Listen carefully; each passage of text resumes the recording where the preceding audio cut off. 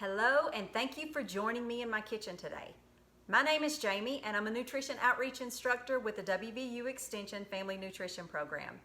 Today I'm going to be showing you how to make a broccoli cheddar soup that is not only quick and easy to make, but it is loaded full of bone-strengthening vitamins and minerals that we all need in our diets every day.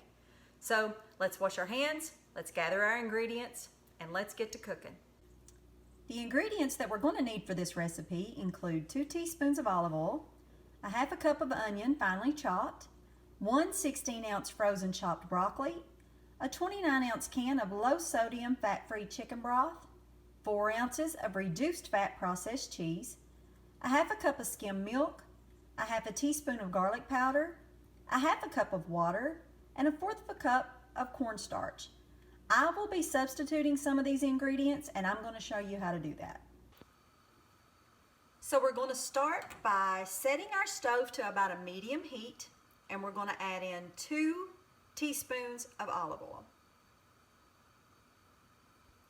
We'll give that just a second to heat up, and from there we're going to add in our half a cup of onion. Now I'm actually using the frozen onions that are already prepared. So that saves you even more time, but you can use a fresh onion, and if you don't have that on hand, you can easily substitute a minced onion or even an onion powder, just enough to give it that taste. So we're going to let these cook for about 4 minutes until our onions are tender and they will look clear, and then we will begin adding in other ingredients. Okay, our onions are almost ready, and I'm going to kind of show you what that looks like. So you can see that they appear almost clear, and this is a good indicator that our onions are tender and we're ready to move on to the next step. So we have now added in our broccoli and our chicken broth, and we're going to give that time to come to a boil and let the broccoli tender up before we move on to the next step. One word of advice is when you buy frozen varieties of vegetables, just make sure they're not housed in any type of sauce or any type of cheese, because those can sometimes be really heavily packed with sodium, and our bodies just don't need that. We tend to get enough sodium as it is, so we don't need to be adding more. And now that our broccoli is tender, we can add in some good cheesy goodness. So we're going to drop in our cheese. And we have this cut into cubes, that way it will just melt quicker for us. You want to stir that in and let it start to melt.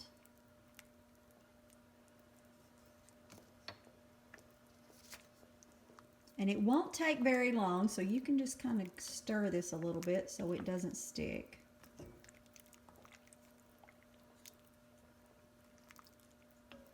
You see it's starting to melt. And from there, we're going to stir in our skim milk and our garlic powder. Now, it may seem odd to be using a skim milk in this recipe, but it works just the same. Skim milk has the same amount of vitamins and nutrients that a whole milk does, but none of that saturated fat that our bodies does not need. So use a skim or a reduced fat variety to get the ultimate nutrition from this. Okay, we're going to let that heat up, and we just have a couple more steps.